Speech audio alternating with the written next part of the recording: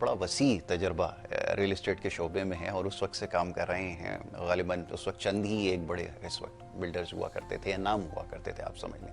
تو یہ کیسی صورتحال اس وقت سے لے کے اب تک سمجھ میں آئی ہے اور کیا اب تک آبزرو کیا ہے؟ ذرا میں چاہوں گا اس پہ بات ہو. دیکھیں, میں جب اس فیلڈ میں آیا تو مجھے اسٹار مارکیٹنگ کے جو محمود خان صاحب ہیں, بڑے نامور شخص, جی میں جانتا ہوں بالکل, وہ مجھے اس فیلڈ میں لے کے آئے, مجھ کو اور میرے بھائی کو.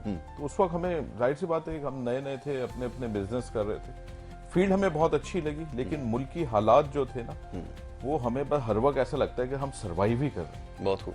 اور سمجھ نہیں آتا کہ ہم پلاننگ کیا کریں, کس وے میں لے کے جائیں. ہمارا پہلا پروجیکٹ تھا گوادر. جب ہم گوادر میں اترے تو اس وقت گوادر ہمیں بہت سمجھ میں آ رہا تھا کہ پاکستان کی معیشت کا ہم ایسے ہو جائے گا, پاکستان کی معیشت اس طرح چلی جائے گی. لیکن جو صورتحال بنتی گئی, گوادر پیچھے جاتا گیا, چیزیں آگے بڑھتی گئی, دنیا بہت آگے چلی گئی.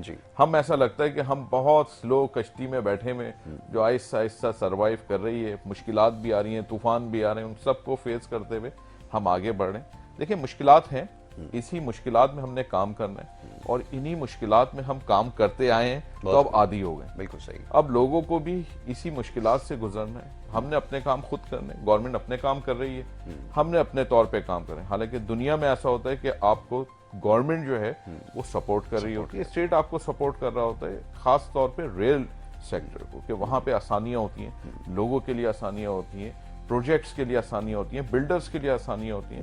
لیکن ہمارے یہاں ایسا نہیں ہے. ہمیں کل کا نہیں پتا ہوتا. ہم ایک پروجیکٹ کی پوری فیزیبلٹی بنا کے لوگوں کے سامنے رکھتے ہیں کہ آج سیمنٹ اس ریٹ پہ, پیٹرول اس ریٹ پہ, سریا اس ریٹ پہ. ہفتے بعد ہماری چیزیں چینج ہونا شروع ہو جاتی ہیں, مہینے بعد اور چینج ہو جاتی ہیں, سال بعد ہمارا اور کلائنٹ میں اختلاف شروع ہو جاتا ہے کہ آپ نے یہ کاسٹ دی تھی, آج یہ کاسٹ ہو.